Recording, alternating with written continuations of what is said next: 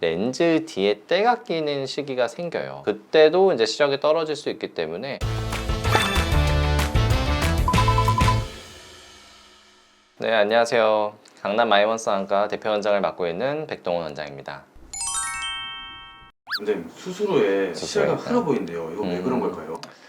그거는 너무 원인이 다양한 것 같아요. 가장 흔한 것들을 말씀드리면 첫 번째는 건조증이 아닐까 싶어요. 우리가 수술을 하면 아무래도 눈도 절개를 하고 피부가 회복하는 기간 동안은 건조증이라는 증상이 생길 건데 그게 좀 흐리게 보이는 역할을 할 수 있습니다. 만약에 증상이 갑자기 급격한 변화가 일어났거나 좋아지지도 않고 너무 지속된다. 그럴 때는 우리가 이제 신경이나 망막, 눈의 속에 신경들이 혹시 문제가 있지 않을까 의심을 해봐야 돼요. 그런 경우는 기다리면 안 됩니다. 그때는 빨리 이제 병원에 와서 내 신경이 괜찮은지를 먼저 확인을 하는 것이 제일 중요합니다. 그리고 이제 세 번째, 우리가 백내장 수술을 하고 나서 한 뭐 몇 달이 지나고 몇 년이 지나고 점차 흐려 보이는 증상이 생기게 됩니다. 그것은 우리가 훈황 혼탁이라고 하고 또 때로는 후발성 백내장이라고 하는데 렌즈 뒤에 때가 끼는 시기가 생겨요. 예외 없이 모두가. 그래서 그때도 이제 시력이 떨어질 수 있기 때문에 결국에는 흐려지는 거는 시기, 정도, 지속되는 어떤 시간적 이런 상황들을 보고 저희가 원인을 한번 의심을 하고 판단을 하게 되어 있어요.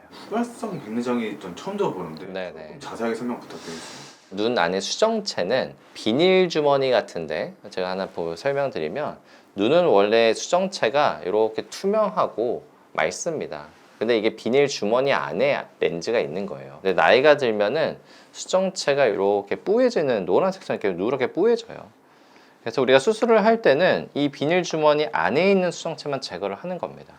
그래서 안에 있는 수정체를 뭐 실제는 앞으로 들어가긴 하지만 이렇게 동그랗게 눈을 열어서 수정체만 제거하고 그 속에 렌즈를 넣고 끝나는 수술이 백내장 수술이에요. 그러면 비닐 주머니에 이렇게 렌즈가 들어가서 눈의 자리를 잡게 됩니다. 근데 이 비닐 주머니 주변에 이 수정체 세포들이 조금 남아 있어요. 시간이 지나면 이 세포들이 라인을 따라서 증식을 합니다. 그렇게 되면 이제 렌즈 뒤가 이렇게 좀 뿌옇게 되는 혼탁이 생겨요. 훈황 혼탁. 그리고 우리가 훈황 혼탁 또는 후발성 백내장이라고 합니다. 그러면 후발성 백내장은 어떻게 치료해야 할까요? 간단합니다. 레이저 치료가 있어요. 후발성 훈황 절개술 치료라고 해서 야그 레이저라는 게 있는데 레이저를 하기 위해서는 뒤에가 보여야 되잖아요. 그래서 앞에 애기동자 홍채라고 합니다. 이 홍채를 약을 넣고 산동을 시켜요. 그 다음에 레이저로 요 뒤에 때가 낀 거를 공기 에너지처럼 퐁퐁퐁퐁 치면은 때 낀 게 사라집니다. 그렇게 치료를 하는 거고 전혀 아프지도 않고 오래 걸리지도 않아요. 한 1분이면 끝납니다. 그리고 하고 나서 다음날 되면 때가 없어졌기 때문에 밝게 다시 선명하게 보이게 돼요. 야그 레이저를 통해서 치료하고 나서는 네.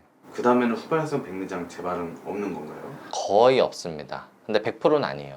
정말 드물게 재발하는 경우들도 있어요. 근데 거의 90% 이상은 재발하지 않는다. 이렇게 생각하시면 될 것 같아요. 그럼 후발성 백내장 외에 이제 백내장 수술 후 이제 네. 느끼는 불편감은 따로 없을까요? 많이 있죠. 뭐 이물감도 느끼기도 하고 시리고 뭐 가렵고 무역해 보이고 흐려 보이는 것도 나타날 수 있는데 가장 많이 말씀하시고 관리가 가능한 범위에서 두 가지를 말씀드리면 하나는 비문증, 두 번째는 건조증 이렇게 생각하시면 될 것 같아요. 비문증은 우리 눈 속에 이렇게 공간이라는 게 있잖아요. 그 공간은 유리체라는 액젓 같은 게 차 있습니다. 그래서 그 공간을 차고 있는 유리처럼 액젓은 나이가 들면 이게 또 쪼그라들어요. 그러면서 주름이 생기고 혼탁이 생겨요. 그게 떠다녀 보이는 걸 우리가 비문증이라고 하는데 백내장이 있을 때는 워낙 뿌옇기 때문에 그 떠다니는 비문증이 잘 안 보입니다. 근데 백내장 수술을 하고 나서 투명한 렌즈가 들어가니까 빛이 잘 들어가잖아요.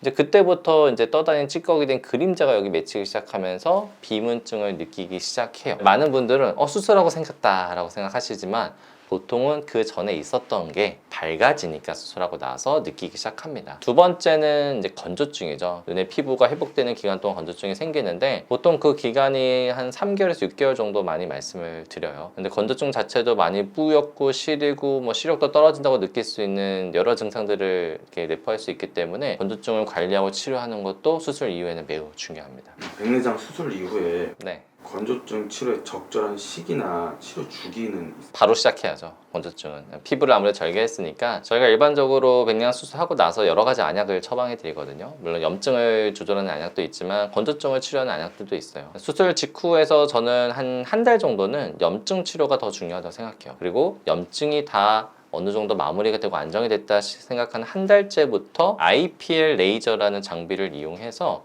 그 안검염치로 건조증 치료를 해드립니다. 방금 IPL 치료에 대해서 말씀해 주셨는데 네네. 좀 생소해서 그런데 음. 이게 좀 자세히 좀 말씀해 주실 수 있을까요? 옛날에는 IPL 자체가 피부과에서 사용하는 레이저 장비였어요. 피부 톤을 좋게 하고 혈액 순환을 개선시키고 하는 거였는데 눈 주위에 IPL이라는 레이저를 이용해서 레이저를 하면은 눈의 환경이 좋아져요. 눈물은 중요한 구성 요소가 세 가지가 있습니다. 물, 점액, 지방.